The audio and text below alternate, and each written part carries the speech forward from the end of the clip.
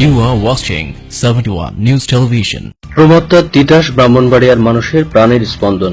তিতাস পাড়ের জেলেদের দুঃখ সুখ নিয়ে কালজয়ী উপন্যাস অদ্বৈত মল্লবর্মণ লিখেছিলেন তিতাস একটি নদীর নাম। তিতাসের সেই বিশালতা আর নেই, নেই কুলজোড়া জল আর সেই দুরন্ত ঢেউ। নাব্যতা হারিয়ে মেঘনা কন্যা খ্যাত তিতাস ক্রমশ জরাজীর্ণ খালে পরিণত হয়েছে। ব্রাহ্মণবাড়িয়ার কৃষক ও জেলেদের জীবন জীবিকার প্রধান উৎস তিতাস নদী দিন দিন শুকিয়ে যাচ্ছে। একসময় যে নদীকে ঘিরে গড়ে উঠেছিল বাণিজ্যিক হাটবাজার, সেই নদীর করুণ দশায় তিতাস পাড়ের মানুষের জীবন জীবিকা এখন হুমকির সম্মুখীন।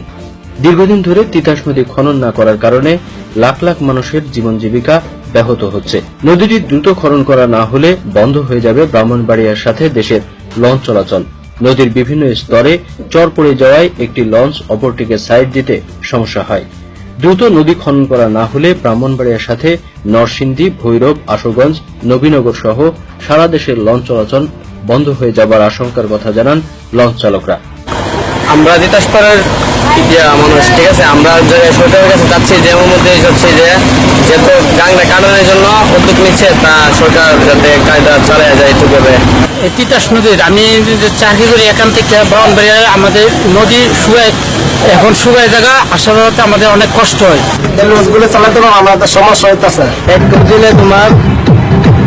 কেউ দিলে তোমার হাজার টাকা মাছ পাওয়া যেত, মানে কোনো মাছ নাই। এই উদ্যোগে এই তিতাস নদী খননের ব্যবস্থা করা হয়েছে। জুন মাস থেকে কাজ শুরু হবে।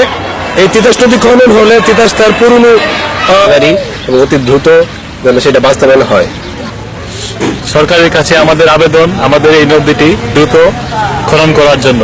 পানি উন্নয়ন বোর্ডের নির্বাহী প্রকৌশলী জানায়, গত 6 অক্টোবর একনেকের বৈঠকে প্রধানমন্ত্রীর প্রতিশ্রুতি অগ্রাধিকার প্রকল্প হিসেবে তিতাস নদী খননের সিদ্ধান্ত নেওয়া হয়েছে। তিতাসে 130 কিলোমিটারের মধ্যে প্রায় 91 কিলোমিটার নদী খননের জন্য 156 কোটি টাকা বরাদ্দ দেওয়া হয়েছে।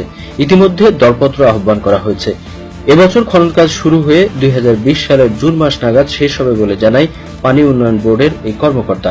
প্রায় 156 কোটি টাকা ব্যয় সম্বলিত তিতাস নদী পুনঃখনন প্রকল্পটি গত 6-10-2015 তারিখে একনেক সভায় অনুমোদিত হয়। তিতাস নদী পুনঃখনন প্রকল্পের আওতায় প্রায় 91 কিলোমিটার তিতাস নদী পুনঃখনন করা হবে ড্রেজার এবং এক্সকাভেটরের মাধ্যমে। 91 কিলোমিটারের মধ্যে 18 কিলোমিটার যে অংশে শুষ্ক মৌসুমের। এদিকে সরকারের এই উদ্যোগকে স্বাগত জানিয়ে স্থানীয় জনপ্রতিনিধি জানায়, নদীটি খনন করা হলে ব্রাহ্মণবাড়িয়া জেলার ঐতিহ্য ফিরে পাবে ও হাজার হাজার একর কৃষি জমিতে সেচ সুবিধা বৃদ্ধি পাবে। জনগণ পাবে একটি উপকৃত তিতাস নদী।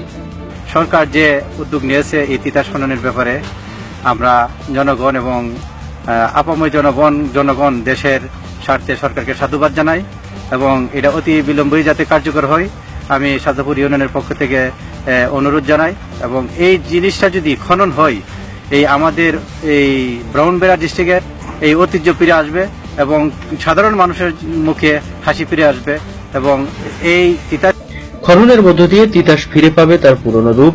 কৃষক, জেলে, নৌ শ্রমিকদের জীবন জীবিকায় ফিরে আসবে প্রাণচাঞ্চল্য, এমনটাই প্রত্যাশা তিতাস পাড়ের মানুষের। এই কাল তুই ছোট আসিলি, হাই বড় হইছস। এই তিতাস চলে কাইল হয়তো দেখুম শুকনা খটখটা ডেঙ্গা। মরণকালে যে জল মুখে না দিলে পরানটা তো বাইরে না।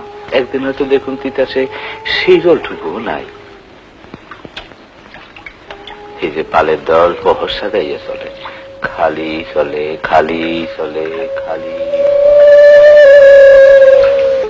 ব্রাহ্মণবাড়িয়া থেকে রিয়াসাত আজিম, 71 নিউজ টিভি।